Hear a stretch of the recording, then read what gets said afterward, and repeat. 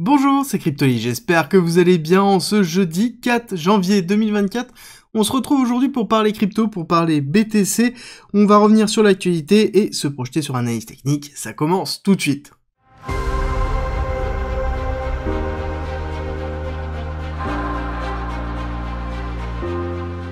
Je vous ai souvent parlé du fait que l'année 2024 va être vraiment une année autour de la réglementation, et je suis persuadé que ça va être le cas. On commence à avoir les prémices, avec notamment la loi aux USA sur le fait de posséder un wallet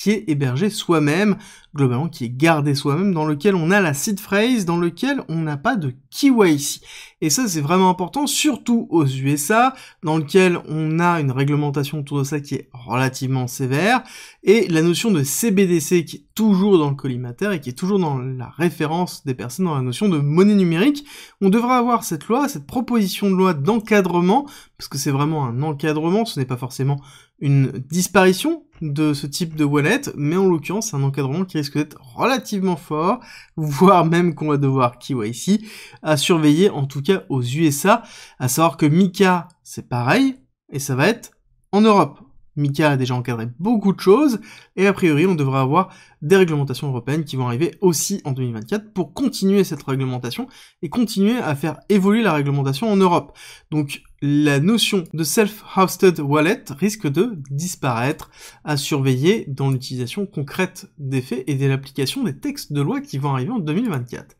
À côté, nous avons des nouvelles autour forcément des ETF, c'est vraiment le sujet jusqu'au 10 janvier qui va falloir surveiller, qui va faire bouger les foules. Nous avons le Nasdaq qui rencontre encore une fois la SEC pour parler de la mise en place des ETF spot qui étaient principalement sur le Nasdaq, donc on parle forcément aussi de BlackRock derrière. Et ce qui est intéressant de voir, c'est pas tant cette nouvelle-là, parce que ça, on a quand même un pléthore sur le dernier mois, dans lequel on a des rencontres, on a des coups de fil, on a quelque chose qui nous montre que c'est pressant, que ça va être validé, c'est vraiment ce narratif-là qui est montré par cette typologie de news, et à côté, on a des rapports comme celui de Matrixport, qui nous dit que la SEC va rejeter tous les ETF BTC, parce que, bon, pour le faire rapidement, Gary Gensler est contre le BTC, et que le fait de les valider montrerait que le BTC en lui-même serait un actif de réserve. Alors là-dessus on va revenir un petit peu parce que c'est intéressant, beaucoup de personnes pensent que le crash que l'on a vécu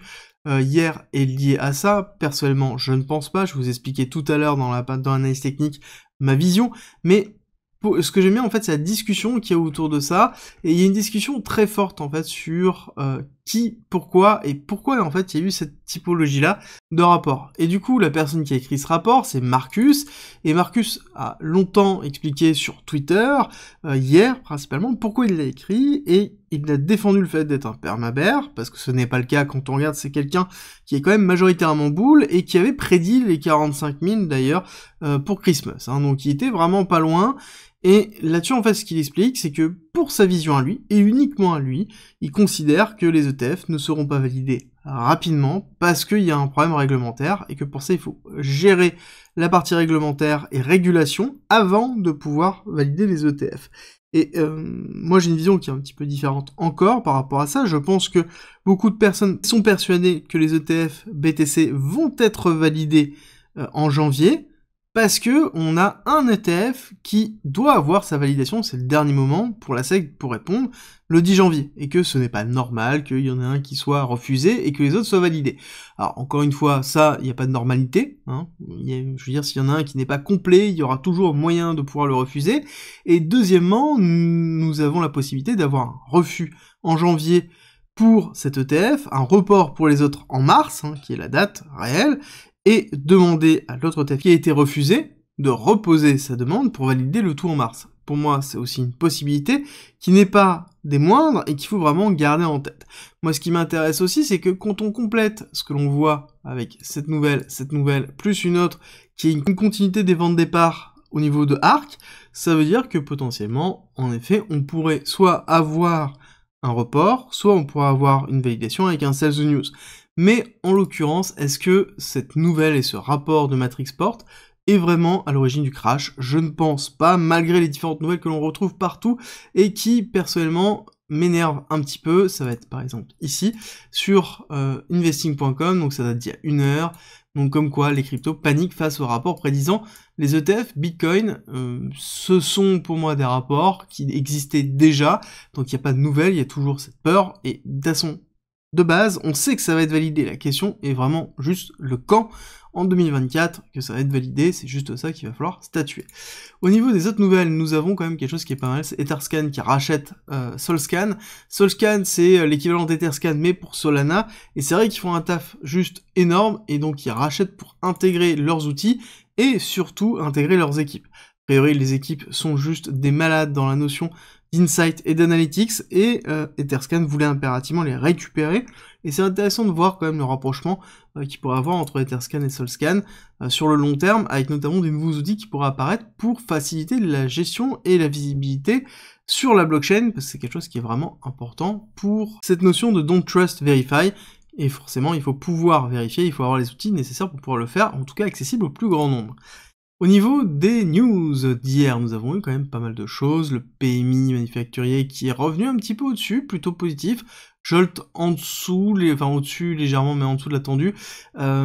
c'est ok, par contre c'est vraiment le minute de la fête qui était intéressant, dans lequel, hop, les minutes de la Fed sont ici, on va y arriver. Là, ce qui est vraiment important, c'est que la Fed insiste bien sur le fait qu'ils ont une politique monétaire qui va être restrictive jusqu'à ce que les risques soient vraiment jugulés et qu'ils seront capables de réagir si jamais on a le retour des risques pour remettre en cause les buts du committee. Alors, pour rappel, c'est l'économie, les emplois et l'inflation. D'accord, c'est les trois buts de ce comité. Et forcément, c'est les éléments que l'on va surveiller. En tout cas, ce qui est sûr et certain, c'est que on veut souffler du froid sur les actions. Les actions ont beaucoup trop réagi, et ça se voit aussi par les titres qui sont effectués par Bloomberg suite aux minutes. La Fed voit que les taux vont rester hauts pour longtemps avant de couper en 2024. Alors ça, il l'avait déjà annoncé, mais il rajoute encore pour pouvoir justement temporiser un petit peu les cours. On a le SP500 qui est en train de réagir dans ce sens-là, avec une respiration que l'on attend déjà, hein. De toute façon, dans tous les cas pour moi, on va avoir une respiration qui risque d'être en 3 temps, donc qui va se préparer globalement tout 2024, dans lequel on va avoir une première respiration pour aller chercher, moi j'ai une petite target entre le 236 et le 382, petite respiration en accélération, ensuite en retest, et ensuite aller un petit peu plus bas, aller chercher potentiellement un retest de ce lot-là. Je pense que ça sera maintenu, ce sera protégé. Je vous expliquerai dans une autre vidéo pourquoi. Nasdaq, quelque chose qui est un petit peu moins agressif, hein. On voit bien que le Nasdaq quand même est beaucoup plus puissant, parce qu'on a un lot qui est déjà beaucoup plus haut et qui est protégé pour moi aussi pareil, malgré le fait qu'on ait une grosse accélération ici. On verra bien de toute façon la première chute et le premier retracement qui sera effectif. Pareil, 236, 382 pour la première zone de retracement à suivre par la suite. Dans ce retracement des actions, forcément, on a une réaccélération des bons américains 10 ans, ce qui est plutôt normal et qu'il va falloir surveiller. Est-ce qu'on va juste faire un retest sur les 4,11 ou est-ce qu'on continue bien notre continuité baissière? Et ça, ce serait vraiment, notre tendance baissière, ce serait vraiment très important pour justement l'économie américaine. Niveau BTC, on a eu quand même du fun, hein, vraiment beaucoup de fun, dans lequel on a eu une accélération haussière début de semaine, on retrace, et on retrace quand même relativement bas, parce qu'on a fait une mèche qui est allée chercher quand même les 41 000, hein, mèche très basse, dans lequel on a comblé ce gap CME qui était en attente, dû à l'ouverture du CME, l'augmentation de l'open interest, on l'a expliqué début de semaine, et dans lequel ensuite on a eu la cassure baissière de liquidation, parce que oui, ce sont des liquidations qui sont relativement fortes, hein. Quand on regarde un petit peu les statistiques ici, on voit bien que c'est 100% de liquidation en longue. Si vous vous souvenez la quotidienne qu'on a effectuée justement hier, je vous montrais les longues qui étaient en attente, je vous disais quand même, c'est quand même beaucoup de longues qui sont en attente. Bon, en l'occurrence, ça y est, on a liquidé cette partie-là, on a liquidé les gros shorts, on a liquidé les longues, donc globalement, on a nettoyé ce range ici présent en créant de la liquidité et en liquidant. Si on regarde ce que l'on avait justement là-dessus et que je vous ai présenté hier, les grosses liquidités, on est en train de s'instancier ici, on en a fait une partie du retest et on a fait un rebond. Je vous disais que le rebond était pas assez, et en l'occurrence, on voit bien qu'on est allé chercher un petit peu plus haut et combler une grosse partie de l'imbalance qui se trouvait ici avant de faire le mouvement baissier. Donc plutôt classique, et quand on regarde et qu'on a l'habitude de ça, on voit que principalement c'est des outils de manipulation, et d'ailleurs on a une double manipulation, parce que je vous ai posté ce screen là sur Twitter et sur le Discord d'ailleurs, dans lequel je vous disais, regardez, c'est vraiment pixel perfect. au niveau de l'OB qui se trouvait ici, donc c'était de l'imbalance et qui se trouvait en 30 minutes, dans lequel on avait en plus un très bel order block qui était positionné à cet endroit-là, donc quelque chose qui était une zone de confluence, et on était vraiment au pixel perfect. Donc ça c'est vraiment le screen que j'ai fait sur le même graphique, sur la même unité de temps, et regardez, là la mèche s'est rallongée étrangement, et je suis bien pareil, de la même façon. Donc là, on a en plus des datas qui ont fluctué tellement le mouvement était puissant, par rapport à ça. Et ça, il faut toujours faire attention, n'oubliez pas que les graphiques que vous allez utiliser pour vos analyses peuvent être amenés à être modifiés derrière. Ça ne veut pas dire que le cours n'est pas allé à ce niveau-là, ou qu'il est allé à ce niveau-là, ça veut dire que, tout simplement, on a une phase de rattrapage, dans laquelle on a une consolidation des graphiques qui sont effectués notamment après par TradingView, qui est l'outil qu'on utilise majoritairement, et donc, à côté, on peut avoir des décalages au-dessus. En tout cas, ce qui est intéressant par rapport à ce qui s'est passé, c'est qu'on a bien eu une double phase de manipulation, on va y arriver, je vais supprimer correctement ce que je souhaite, c'est ici, phase de manipulation, prise de liquidité, récupération de la liquidité, retest, donc faux retest, on va retester pour faire un retest bearish en comblant l'imbalance qui se trouve ici, et ensuite on a fait une cassure baissière, avec ici un retest de l'order block pour avoir une réaction haussière. Ça ne veut pas dire qu'on va repartir à la hausse, mais en tout cas, ça veut dire principalement qu'on est allé prendre vraiment toutes les liquidités qui se trouvaient en bas, on est allé combler une partie d'imbalance, on a maintenu ici une oblique, et on continue à travailler. Donc ça veut dire que, tout simplement, si je dois revenir sur une vision, ouais, on va dire plutôt 4 heures, nous sommes revenus dans un gros range, et dans le gros triangle que l'on avait, d'accord, triangle qui est ici, avec les liquidités là, tant que on maintient, en fait, ces parties-là, et tant qu'on maintient cette zone ici, donc il y a la zone des 40 000, qui est une zone très importante, et qui sera forcément défendue, ça veut dire que le cours en lui-même ne cassera pas, d'accord, on est revenu dans une tendance plutôt secondaire, dans lequel on était déjà depuis un certain temps, et ça ne change à rien à la situation, d'accord, on est juste revenu à l'état où on était avant. Donc, et c'est normal, parce qu'on est dans une phase d'hyper-manipulation. Je vous rappelle qu'on est en attente de la validation des ETF, on a des institutionnels qui rajoutent de l'open interest pour créer des mouvements haussiers, donc forcément, à un moment donné, on va avoir la manipulation des allers-retours, ce qu'on appelle des portes de saloon, et il faut vraiment faire attention à la construction de vos positions, parce que ça va être le cas jusqu'à ce qu'on ait la validation des ETF, ou jusqu'à ce qu'on ait passé le 10 janvier. D'ailleurs, si on revient un petit peu en arrière, je veux juste comparer Total 3 ici, donc qui est de la totalité des altcoins, versus BTC, on voit que BTC on s'en sort plutôt bien, Total 3 a quand même bien morflé. On voit bien que ici on est bien revenu dans le rouge, donc ça veut dire que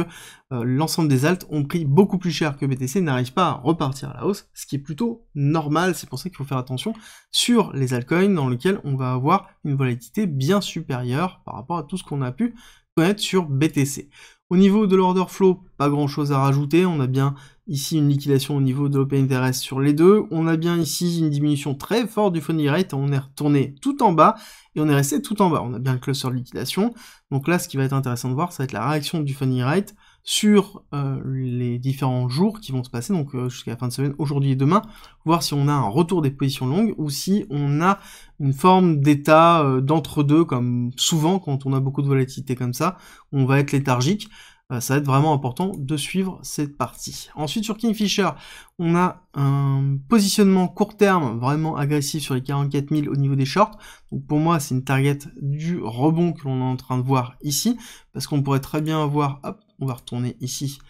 un petit retest cette fois-ci de la partie supérieure, on compte une grosse partie de l'imbalance qui se trouve là, et ensuite on voit soit on fait un rejet et on va retester partie au-dessus, soit on fait une accélération haussière et on reconsolide, d'accord? Donc là, dans tous les cas, il n'y aura pas de direction qui sera donnée, on est juste dans la phase de manipulation, n'oubliez pas ça, faites bien attention à votre capital pour le préserver. Et c'est pour ça qu'il est très important d'avoir un mental très fort dans ces périodes-là, comprendre ce qui est en train de se passer, avoir votre stratégie écrite pour pas surréagir ou sous-réagir par rapport à des mouvements comme ceci et ce qui pourrait arriver encore. N'oubliez pas que vous avez un guide d'investissement à disposition, 30 pages synthétiques sur comment trader, comment investir, les bases, la partie psychologique, les ordres d'achat, les parties de vente, tout à disposition gratuitement en commentaire et en description. Et nous, on se retrouve à 13h30 pour parler de TIA, la crypto de Celestia. Et avant de partir, n'oubliez pas de me laisser un petit like et un commentaire parce que la vidéo est terminée. Et si vous voulez me faire plaisir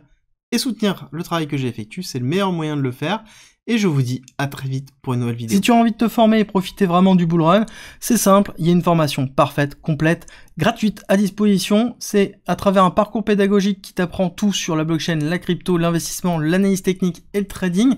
Tout ça gratuitement, en commentaire et en description. Tu as des exercices, des QCM, des modules, des vidéos, des guides, tout pour pouvoir t'accompagner dans ta progression.